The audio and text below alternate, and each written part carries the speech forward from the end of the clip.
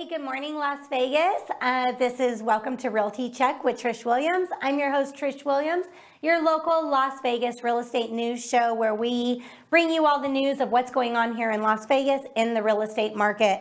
Thank you for joining us. If you guys are watching the show, please take a moment, like, comment, share with your friends. You can download our show on iTunes or Spotify, Audible, any of those portals, and you'll be notified every Thursday when we post another show.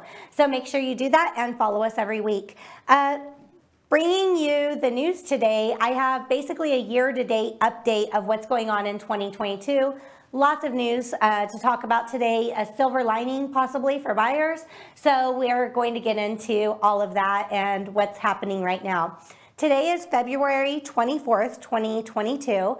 And if you are here in Las Vegas and you're watching us live, tonight at our office in Henderson, 2230 Corporate Circle, we are going to be hosting a free investment seminar. So this seminar is going to be talking about how to do real estate investments, how to invest in real estate, and things that you need to know or could know about starting your passive income or building wealth through real estate. So seminar is going to be free. We're not selling any training packages or anything like that. So it's completely free, no strings attached, very informational. We'd love for you guys to join us tonight at 6 p.m. So on that note, every week we open up our show with current inventory. So of course, Las Vegas has been experiencing extremely low housing inventory. The number this week for single family homes in Las Vegas is 1836. It's up a little bit from last week where we were 1780 something. So not a drastic change in inventory. We are still experiencing historically low inventory. Not a lot of houses on the market for sale. And I'm sure if you're out there shopping or if you're, looking at Zillow or any of these places to see the homes, you see them going very quickly. And that's what happens when we have low inventory. In the last 7 days, we've had 167 price reductions. So we're just not seeing a lot of relief there for buyers. However, getting started in the news today, we have seen rising rates have started to show a bit of a decrease in buyer demand. So along with that, loan applications are down 68% from a year ago. That's according to an article in Inman. Housing Wire had reported that refi apps are down 53%. So what that means is there's less people applying for mortgages right now. There are still a lot of buyers out there that have been pre-approved, that are already pre-approved, that are still struggling to find a home. They're getting beat out by multiple offers. There's a lot of buyers out there ready to buy, just having a hard time getting into that home. But with the applications down and the mortgage applications down for people applying for new mortgages, we may see some relief for that coming up soon. And my interpretation of that is that rates are rising. So the rising rates are certainly making buyers back off a little bit. One thing to keep in mind as well is that rates are, we're hitting the high threes, low fours right now. We're hovering in that area. Again, this is February 2022, February 2022. I thought we were in March for a second. So if you're looking at the show years later, the rates may be much different. But right now, even though rates are rising and going up a little bit, we're still at a very low interest rate. So it's, when you look at rates over times in the past, even in 4%, even at 5%, those are still extremely low, extremely good rates. So another thing that we have is based on an article that was released by RIS Media on Realtor.com survey. More than half of landlords out there are planning on doing rent hikes. So I know you've been hearing it. If you're renting, you've been experiencing it. Last year, a lot of rents went up substantially, sometimes in some cases $400 or $500 a month, and that's not over.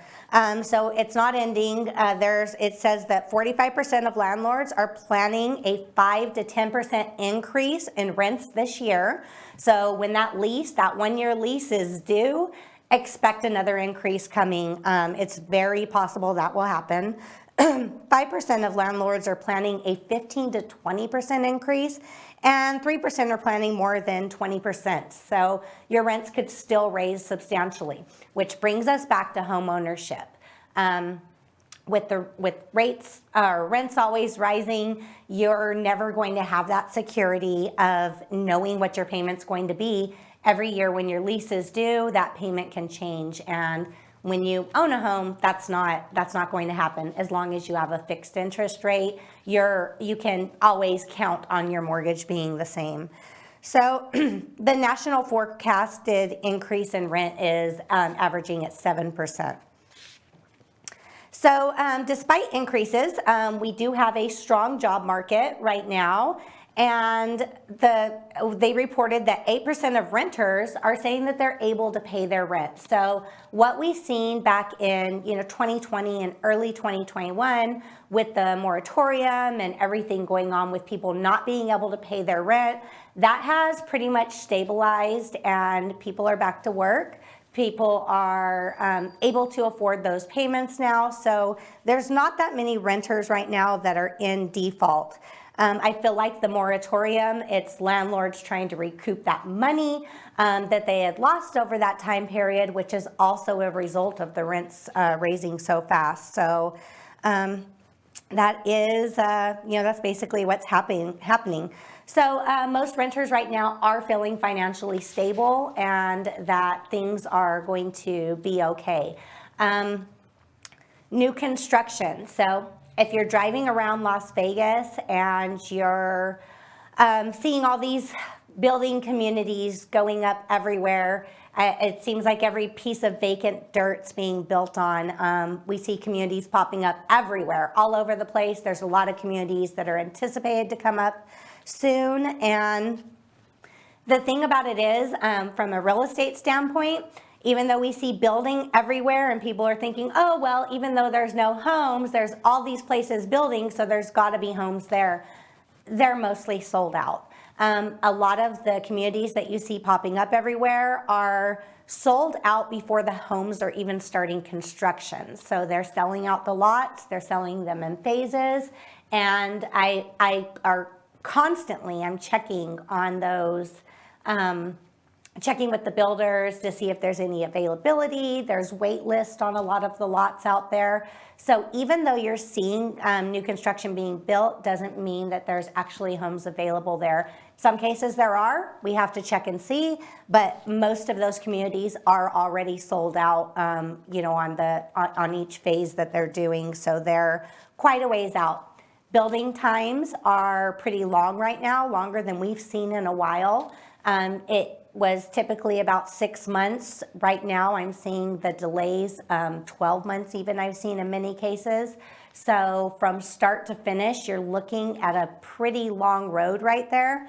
And when you're having a new home built and you're buying in these new construction communities, one thing to keep in mind is your rate's not locked in until you get closer to the home being completed. So if you're going to be looking at getting in a new construction and you're going to be about a year out from them finishing, that rate could change substantially, as we've been seeing with all the rate hikes, that your interest rate could change substantially by the time the home is close to completion and you can actually lock in a rate.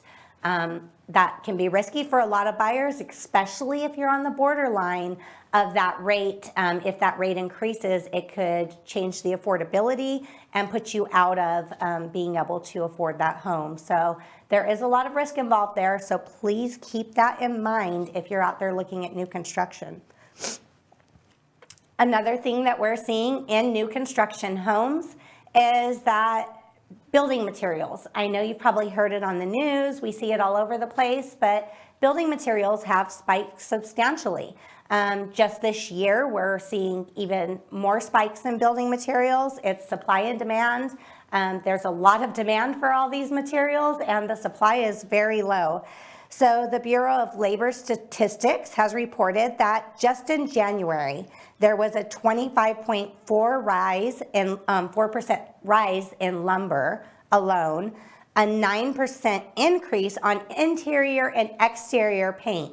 Now, this is interesting to me because paint is something, my family's in the industry, so paint is something that we see, often, work with often. And even the price of paint for your home, repainting, remodeling, everything, it's gone up 9% in just the last month. So if you're getting quotes or planning a remodel on your house, you're probably going to see those prices a lot higher than expected, and that's because of the increase overall. Since August 2021, lumber increases have hit 73.9%. That's huge. So when you're seeing those prices of new construction, price of homes being built, just substantially increasing, it's because the price of materials is substantially increasing as well. So of course that rolls over onto us. Unfortunately, as consumers, we have to pay that price. So steel prices hikes, the hike in steel prices have gone down a bit. So they haven't increased much over the last 2 months, yet over the last 12 months, steel prices have doubled. So again, that price is being passed on through the price of the home, through the lot premiums, through everything when you are building new. Another thing that has happened recently is our company, Keller Williams, we have a national conference every year. It's called Family Reunion. It's a big realtor conference. Our founder and the owner of Keller Williams does he speaks and does a state of the market speech during the conference to advise us of kind of where we're going, what we're at in the what's happening in the real estate industry. So this year in 2022 in Family Reunion, Gary Keller had mentioned that we are in 2022, we're in an area of uncharted territories. Basically saying that, what's happening this year and even a little bit over last year is just something that in the real estate industry we've never experienced before. I say this very often is with inventory as low as it is, it's never been this low historically. So there's a lot of things that's happening right now in the industry that's just new, uncharted waters for us. We're not, it's nothing that we have experienced navigating through. So we're all kind of learning along with what's going on right here, learning as we go.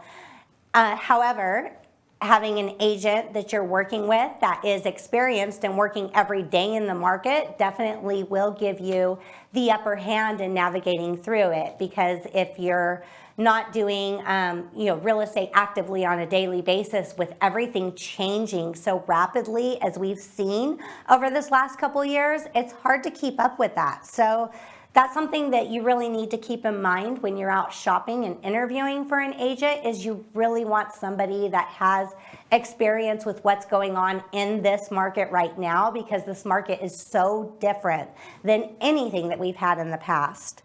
The last 2 years has been the most remarkable appreciation period ever. So we've seen home prices appreciate at a higher rate than they ever have before. And that's since NAR started tracking it.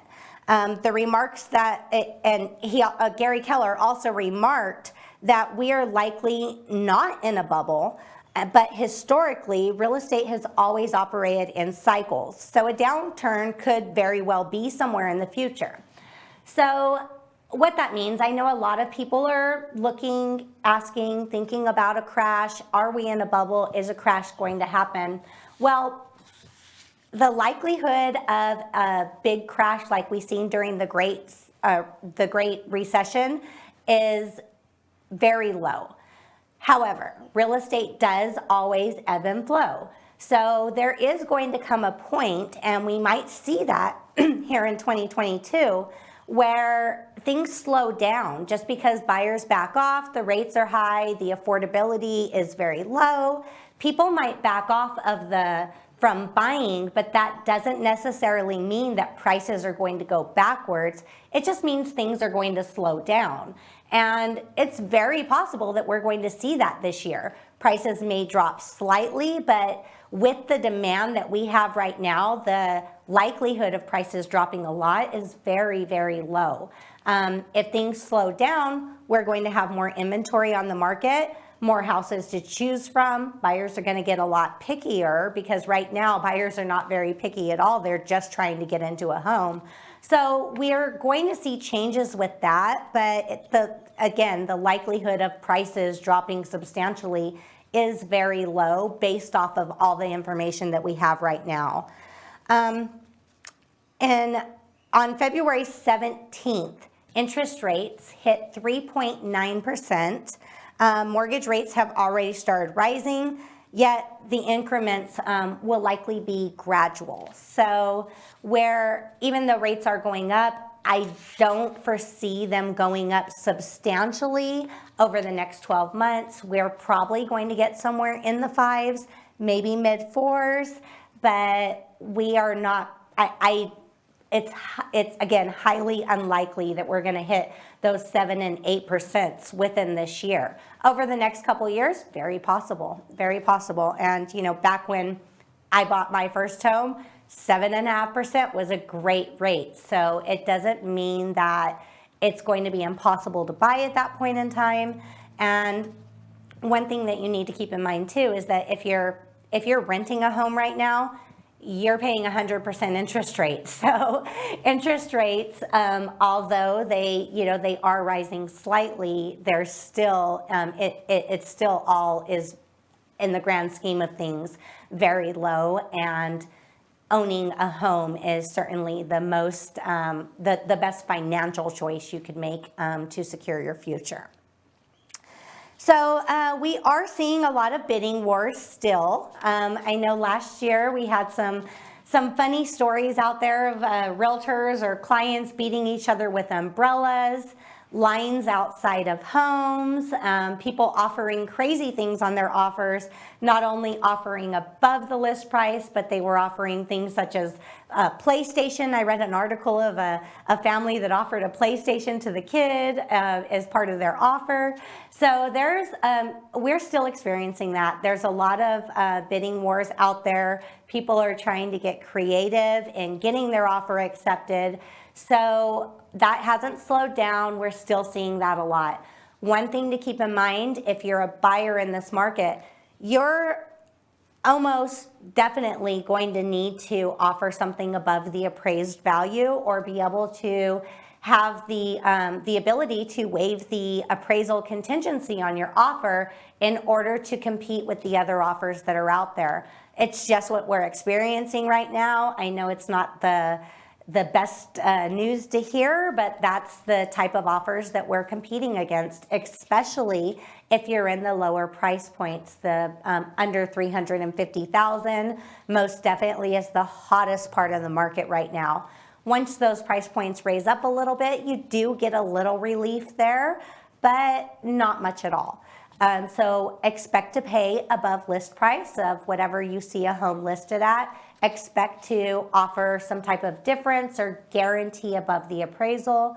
It's the market that we're in, and we haven't seen any slowdown in that yet. Inman had reported that data from Redfin said there's more bidding wars in January than any other time during the pandemic. So we've seen it a lot last year. We've seen it a little bit the year before. We did slow down. Last year around August, we didn't see as many bidding wars, but they came hot and heavy in January, and I am experiencing that on every listing, whether I'm on the listing side or the buying side. There's multiple offers on basically anything that we've touched recently. So expect it. If you want to get into a home, you want to lock in that contract before the rates go up again, expect the competition. It is the market that we're in, and that's what we're seeing right now. One thing that we are seeing also in a very high volume is VA buyers are struggling. to get locked into homes, to get their offers accepted. And a lot of people wonder, why is that? I wonder why is that. So there is a misconception out there, and it is a misconception. In my experience, I don't see any truth to this whatsoever, but I hear it all the time. When a person has a VA loan, which we should respect our veterans and not penalize them, but when a person has a VA loan, a lot of times when you're in a multiple offer situation, there's even times that the sellers will say they don't want to take VA because they think that VA inspections or appraisals are going to be too stringent and that they're going to require them to do extra stuff or things like that to make their offer, which makes their offer look weaker amongst the other loan types or the other type of offers coming in. That may have been an old thing that happened years ago. It would have been something that happened way before I was ever in real estate. But I hear that often, that the VA offer is not as strong as all the rest of the offers. Now, of course, if you have a VA loan and you're not offering any difference between appraisal and your contingency dates are very high and all of those things, that is making your offer essentially weaker than all the other offers that you're competing against. But VA has just as much ability to offer all of those things to compete against a conventional or an FHA or even a cash offer. You can make those offers stronger, and just because you're a VA buyer doesn't mean that you don't have the ability to do those things. As far as the appraisals coming in lower on a VA loan versus any other loan type, I've been on the listing side many times where there's a VA buyer, and that I've not experienced that. I don't think that there's truth behind it. I don't think that that's something that is valid. I believe that the appraisers appraise comps and subdivisions the same way, no matter what type of appraiser they are. So I believe that is a misconception out there that is not true. And inspections on VAs, well, VA doesn't do a home inspection. So that is another misconception. It's the buyer's right always, no matter what loan type you're doing, or if you're not doing a loan type whatsoever, always the buyer's right to do a home inspection. That doesn't change whether you're a VA buyer or not. When the VA appraiser comes to appraise the house, it's the same criteria basically as any other loan type. Of course, the home has to be in livable condition. You'll experience that with any loan type. No broken windows, there has to be carpet on the floors, there has to be a stove. I have not seen anything that is more stringent on VA versus any other loan type. So if you're a seller out there and you get these offers and your VA buyer's offer, you get an offer from a VA buyer and it looks just as strong or competitive as the other offers, don't back out on that just because you've heard all of these misconceptions out there. They are misconceptions, I'm telling you from experience. And as long as that offer is as strong and offers the same or better terms than all of the other offers, there's nothing to be afraid of with going into a VA offer. You may have a little bit longer processing time, but with a good local lender, I'm not seeing that either. I've seen a lot of lenders that are able to close VAs in 30 days, just like any other loan type. So make sure to check check the facts and find out that there's a lot of things that go around in real estate that are not accurate. So we hear that a lot. Again, thank you guys for joining me today. I just wanted to fill you in on all of the news headlines and everything that we had going around, buzzing around in the real estate industry, and give you an update on what's happening now.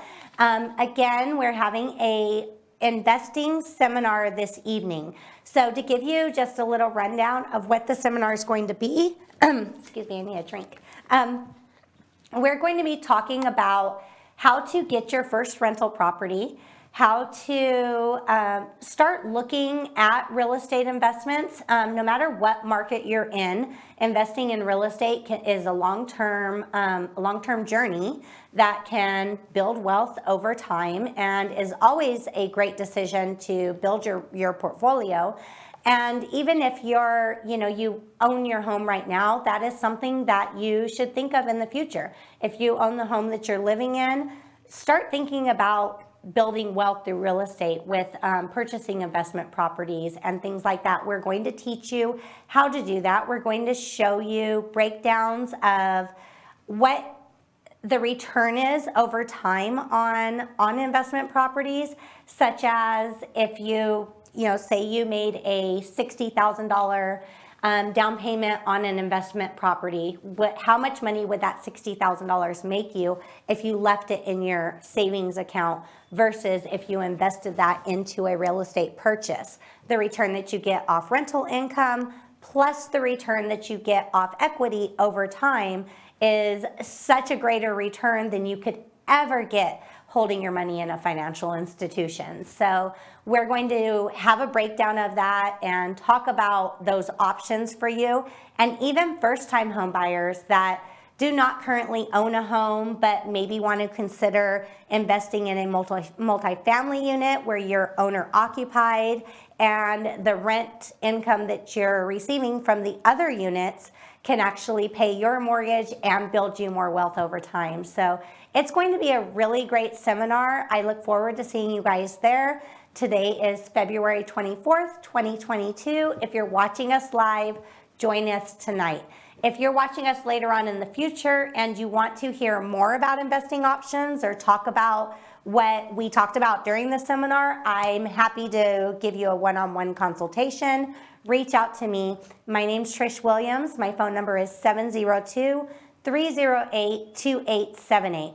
And if you guys are watching and following the show, please like, comment, share, download, tell your friends about us, and join us every Thursday at 9:30 a.m. right here on Realty Check.